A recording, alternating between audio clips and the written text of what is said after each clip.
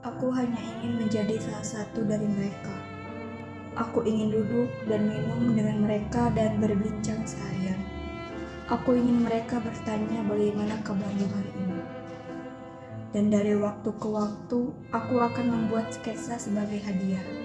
Mereka mungkin menerimanya dan menyimpannya di suatu tempat. Dan seseorang akan tersenyum kepadaku dan bertanya, "Apa engkau lapar? Mau makan sesuatu?" Pada sore itu, seseorang yang dianugerahi Tuhan dengan suatu sens akan keindahan sedang duduk, mencoret suatu bidang dengan percaya dirinya. Ia berbincang dengan salah satu orang berharga baginya. Tak ayal, wajahnya seperti berkata, "Keindahan apa yang tidak bisa mereka lihat? Padahal sejauh mata ini bergerak, keindahannya selalu mengikuti. Sungguh, ku ingin semua orang mengakuinya, meski tahu itu takkan mudah."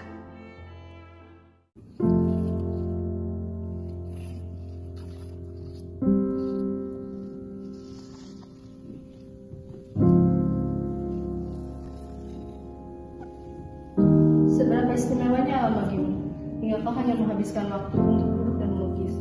Memangnya kau dirugikan dengan apa yang kau lakukan ini? Tidak ada yang merugikan dengan apa yang kau lakukan, hanya saja kau merugikan dirimu sendiri. Apa hanya aku saja yang bisa melihatnya? Aku tidak bisa hidup tanpa melukis, dan hanya alam yang mengandung keindahan, yang menyilaukan mata dan ketenangan yang menenangkan hati. Selama ini kau hanya mengurung diri, hingga tak bisa melihat seindah apa lukisan selain alam. Ikutlah bersamaku, di mana kau bisa melihat hal itu.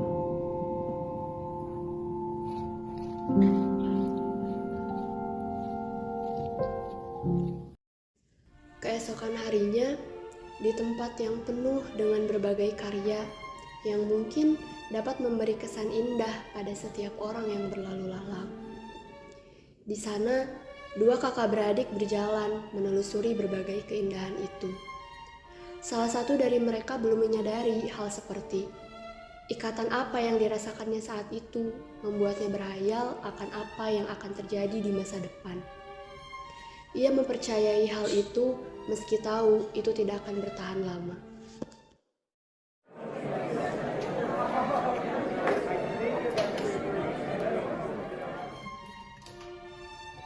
False memory. Dari yang kubaca, lukisan ini dibuat berdasarkan seorang pria remaja. Wajah sedihnya yang menggambarkan saat dia mulai kehilangan jati diri. Dan kepingan-kepingan memori mulai berterbangan tak terkelar. Hen, sedang apa kau di sini? Hanya jalan-jalan. Sudah lama kita tak bertemu. Dari mana saja kamu? Aku hanya melakukan beberapa kegiatan saja akhir-akhir ini. Lalu, siapa itu yang bersamamu? Oh, dia adalah kakakku. Dia juga seorang pelukis. Oh, perkenalkan, saya Paula. Teori. Mungkin lain waktu kita berdua bisa mengobrol dan melukis bersama. Tentu saja. Pertemuan selanjutnya mereka habiskan dengan kegiatan yang mereka senangi. Tetapi dua kepala yang sedang berdampingan itu mungkin saja memiliki isi yang berbeda. Nyatanya, salah satu dari mereka sibuk berkutat dengan isi kepalanya sendiri. Pertanyaan yang terus datang berulang itu membuatku lelah untuk menjawabnya. Kuakui mereka sama melihat dengan apa yang kulihat. Namun, tidakkah mereka sadar akan sudut pandang setiap orang itu berbeda? Berbeda karena bagaimana cara mereka melihatnya.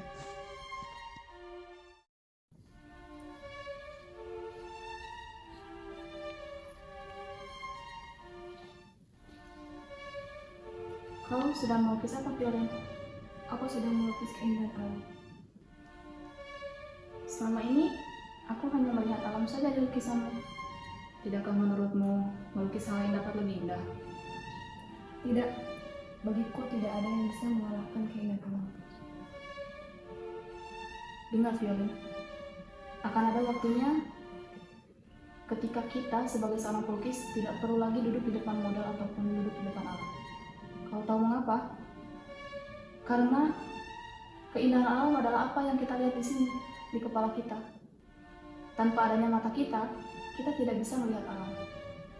Dan ketika kita melihat dunia, tentu kita akan melihat hal yang berbeda.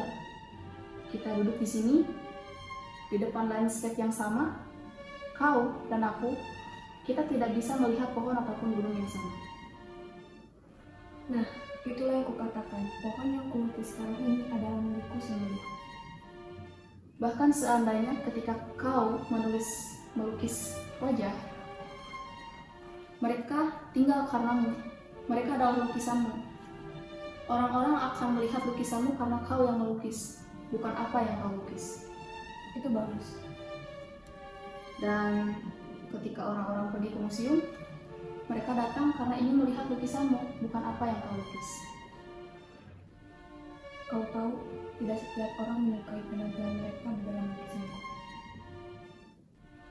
Karena itu, Violin, kita harus melakukan perubahan.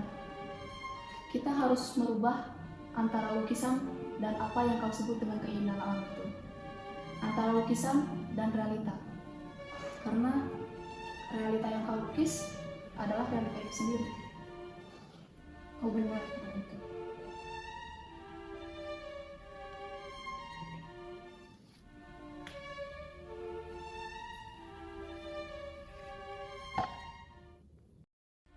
Seseorang duduk sembari menikmati secangkir teh kesukaannya. Ia kembali memikirkan apa yang telah ia bicarakan dengan seseorang baru namun telah menarik perhatiannya.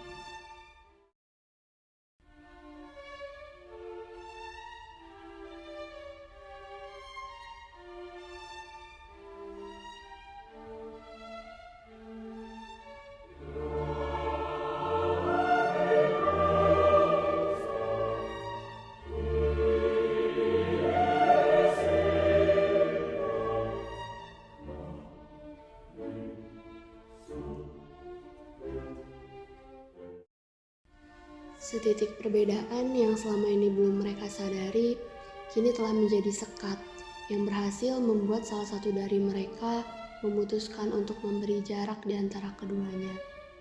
Satu yang lainnya berpikir bahwa setiap karya tercipta dengan caranya sendiri, namun cara apa yang mereka harapkan, setiap olesan dan setiap goresan yang kulakukan selalu salah di mata mereka. Itulah mengapa kita tak bisa bersama. Karena sejak awal cara kita berbeda.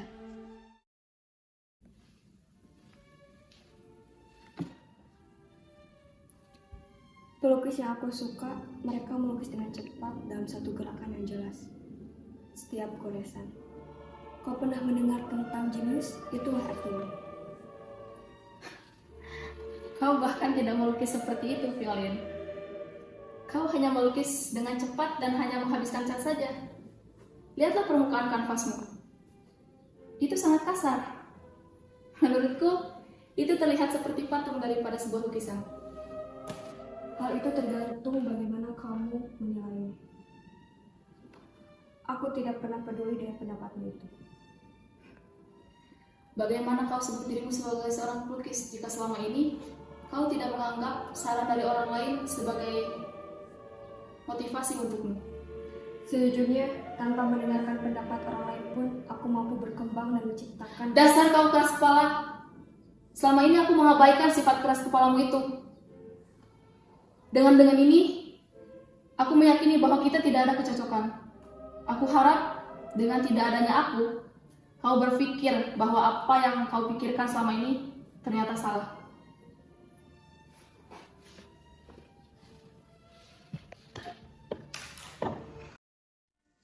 Berdiam diri, termenung, itu yang ia lakukan.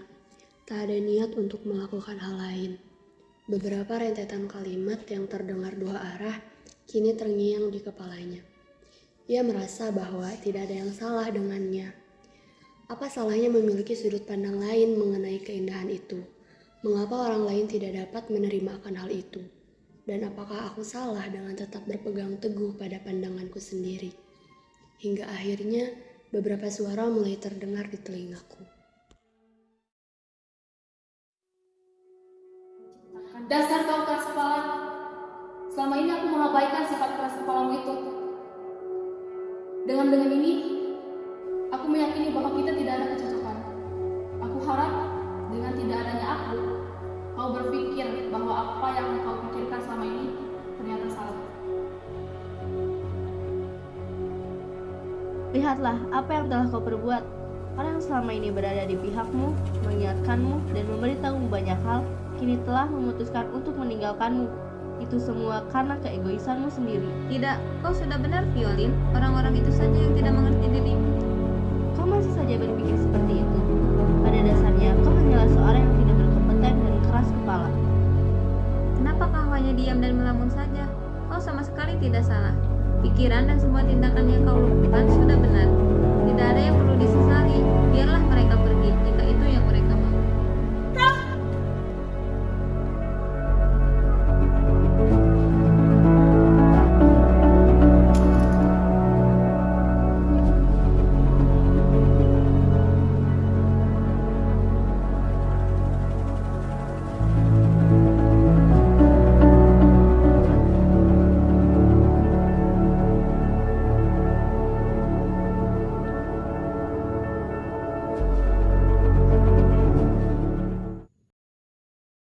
Memutuskan saling menjauh nyatanya benar, tapi ternyata hal itu tidak semudah membalikkan telapak tangan.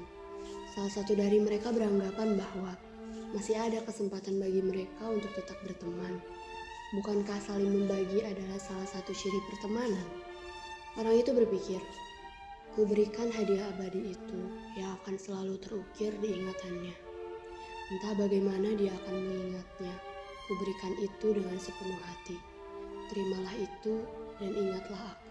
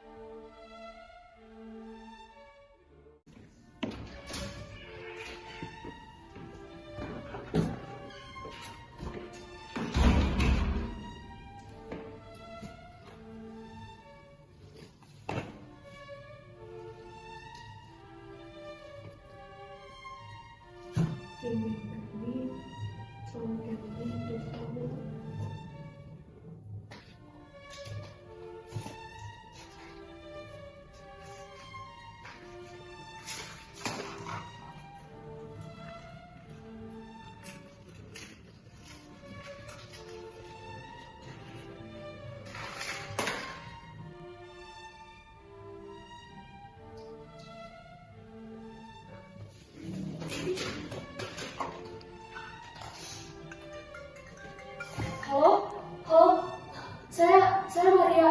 Di sini saya menemukan potongan telinga di dalam kotak yang dikirimkan kepada saya.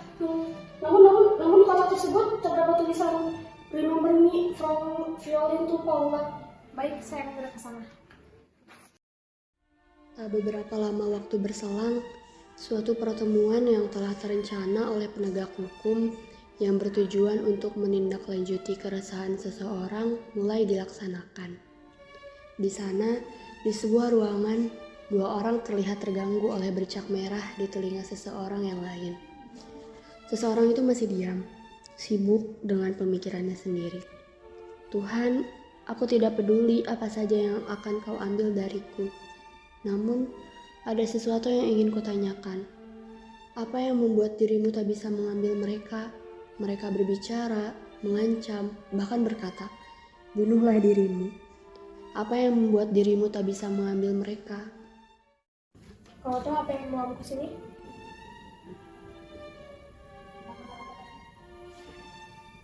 Ini apa? Trip. Kenapa kamu lakukan itu?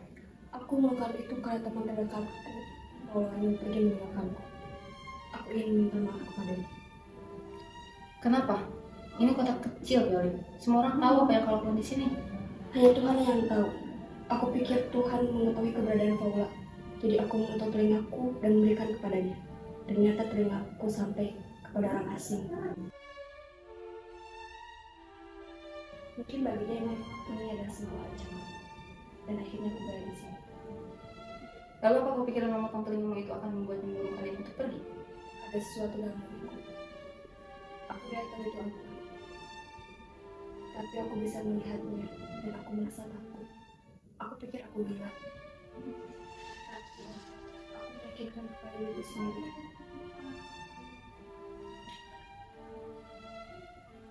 Bahwa aku akan menunjukkan kepada mereka apa yang aku lihat. Tapi mereka tidak bisa melihatnya.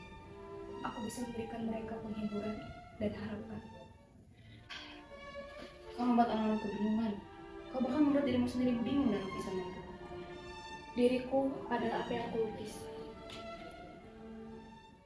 Apa maksudnya hiburan dan harapan? Aku ingin membagikan visiku kepada mereka yang tidak paham dengan makna kejadianku ini. Aku ingin mereka tahu bahwa visiku adalah kenyataan dan aku bisa membuat mereka merasakan bagaimana sebenarnya. Orang yang menopang bilang, telingamu dibungkus dengan ini. Apa maksudnya memang? Aku tidak ingin dia pergi. Itu satu-satunya cara agar dia tidak pergi.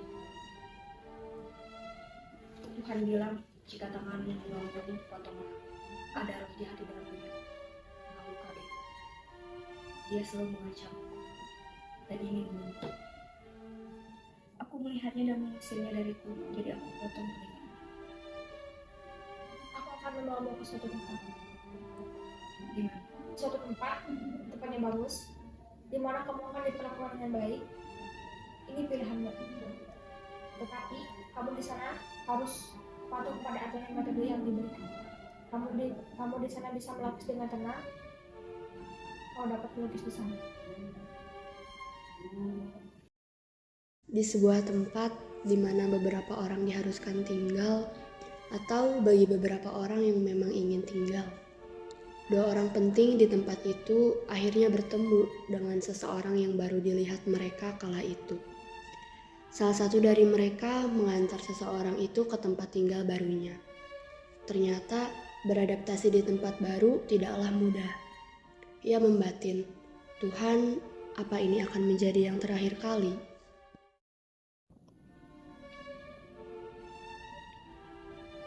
Violin, aku salah satu dokter di sini.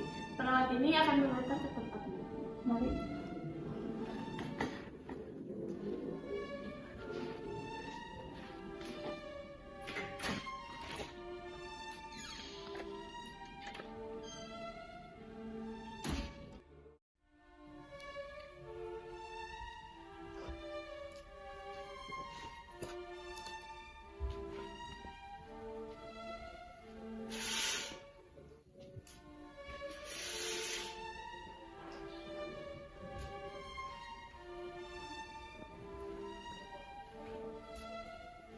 Violin, aku perawat di sini yang akan merawatmu selama di sini.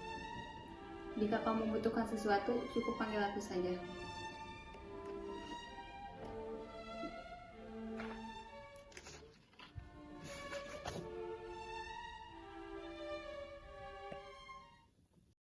Di tempat yang lain, dua penghuni mulai berbincang.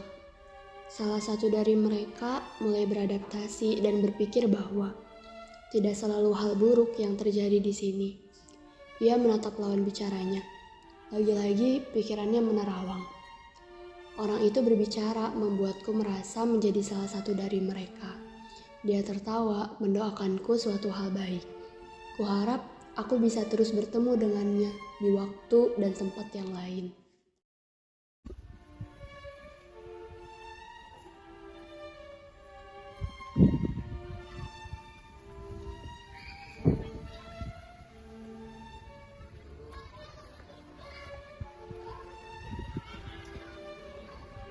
Aku Sandrina. Violin, Dulu aku seorang penyanyi, tetapi aku memiliki banyak pembenci. Hingga akhirnya aku berada di tempat ini. Ngomong-ngomong, apa pekerjaanmu sebelum kamu memasuki tempat ini? Aku seorang pelukis. Pantas ada yang membeli lukisanmu.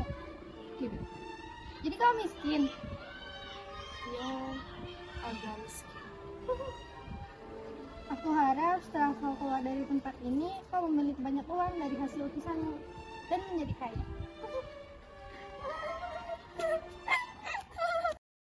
Di suatu ruangan yang terlihat nyaman, salah satu orang yang penting di tempat itu berusaha mencari tahu perkembangan kondisi salah satu penghuni di sana. Penghuni itu tak menutupi dan memberitahu isi pikirannya. Entah apa yang membuat mereka tak bisa menerimaku. Ku menenangkan diri dengan tahayul bahwa aku seorang pelukis di masa depan.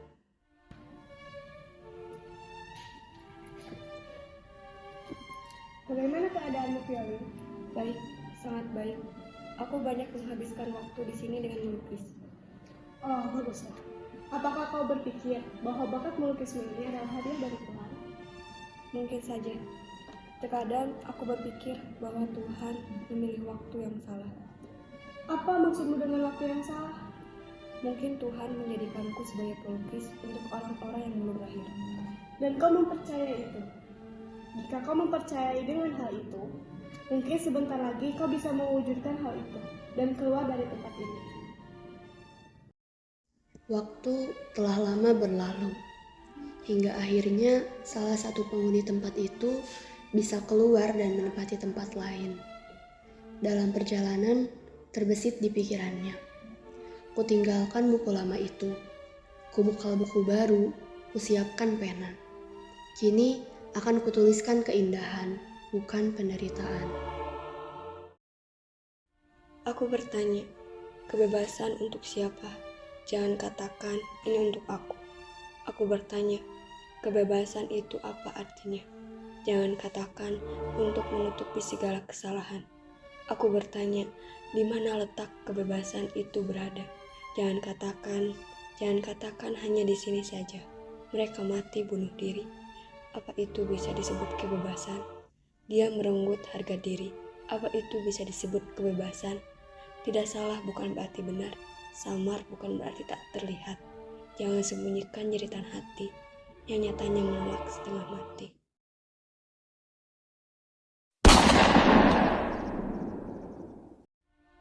Kini kau mengabulkannya. Kau menarik seluruh hidupku, membuatku menjadi bagian keindahan itu sendiri. Terima kasihku padamu Sang Pencipta. Tuhan itu adalah alam, dan alam adalah suatu bentuk keindahan. Dan aku yakin keindahan yang aku ciptakan ini akan terus dan abadi diingatan semua orang yang melihatnya.